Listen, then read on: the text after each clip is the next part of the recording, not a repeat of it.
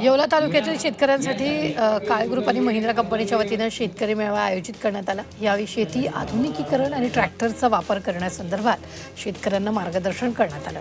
तसंच लकी ड्रॉद्वारे शेतकऱ्यांना बक्षीस वितरण देखील करण्यात आलं। पिंपरी चिंचवड शहरातील रस्त्याच्या दुतर्फा असलेल्या फुलांच्या झाडांना चांगलाच बहर आलाय। बहवा, चेरी, ब्लोसम अशा विविध फुलांची झाडं आकर्षित करतात। या रस्त्यावरून जाताना परदेशातील रस्त्यावरून फिरत असल्याचा भास होतोय। जळगाव जिल्ह्यासह खानदेशात कापूस खरेदी ठप्प झाल्यानं शेतकऱ्यांबरोबरच जिनिंग व्यवसाय देखील संकटात आला। 150 कापूस जिनिंगपैकी 100 जिनिंग उद्योग पूर्णपणे बंद आहेत। यंदा 50% कापसाच्या उत्पन्नात घट झाली आहे। नाशिक जिल्ह्यातील द्राक्ष निर्यात 93% घटली आहे। रेसिड्यू तपासणी आणि निर्यात नोंदणी न झाल्यानं पुरवठा कमी आहे, त्यामुळे मागणी असूनही निर्यात संथ गतीने सुरू असून शेतकरी कर्जबाजारी झाले।